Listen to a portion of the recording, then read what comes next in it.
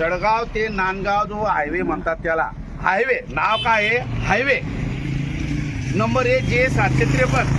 आता हा हायवे 5 वर्षापूर्वी बनला आणि या तिथून नदीवर असा तो तुटत गेला. आधी 2-3 पॅच लावले, पुन्हा आता आजच्या तारखेला 4-5 लावतो, म्हणजे अशी ठिगडं लावतायत. आता 5 वर्षामध्ये एक ठिगडं लावतायत.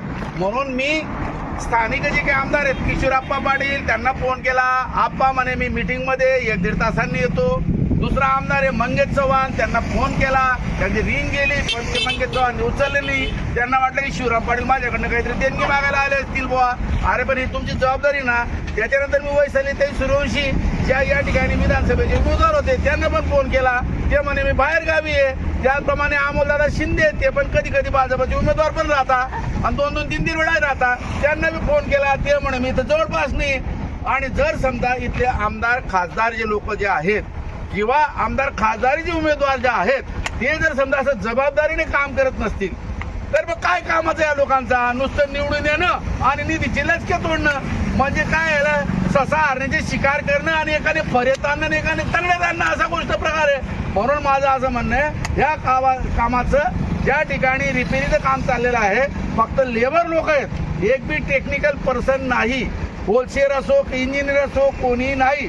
आणि इथे हे जे नागरिक आहेत की आमचे हरिभाऊ पाटील असो, आमचे गुलाबसिंग पाटील असो, ईश्वरदादा, आमचे खेडकर दादा हे नुसते आरोड्या मारत बसतात. अरे ज्यांचं बिघडतं तो रडतो आणि जो चोरून खातो तो मिटिंगा फिरतो.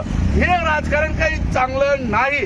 म्हणून मी अशा वेळेला सांगतो किशोरप्पा असो, मंगेश चव्हाण असो की तुमचे ते काय अमोल शिंदे आणि वैशालीताई ही तुमची जबाबदारी आहे. खरं म्हणजे ही आणखी जबाबदारी त्या बाईची आहे स्मिता वाघची. ते बाई तर लई मिटिंग घेतात, नमस्कार करतात, त्यांना काहीतरी कोणता तरी संसद रत्न पुरस्कार मिळालाय का हो ताई? याच्यामुळे मिळालंय का तुम्हाला?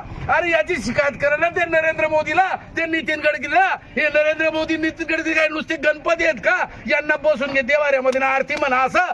ताई स्मिता वाघ तुमचं चुकीचं आहे. तुम्ही इथे खासदार आहेत, हे काम केंद्र सरकारचं आहे. तुम्ही हा प्रश्न मांडला पाहिजे. नुसतं तुम्ही त्या ठेकेदार अशोक बिल्डकॉनला काळ्या यादीत टाकणं हे आमचं समाधान नाही.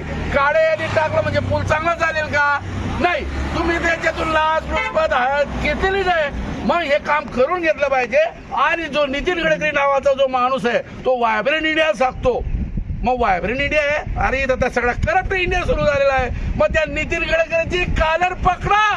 अरे भारतातील खासदारांनो, जळगाव जिल्ह्यातील खासदारांना, आमदारांनो, अरे त्या नितीन गडकरीची कॉलर पकडा आणि त्याला सांगा चोरा, ते चोरलेले पैसे कमिशनचे पैसे आण आणि हा पूल बनव.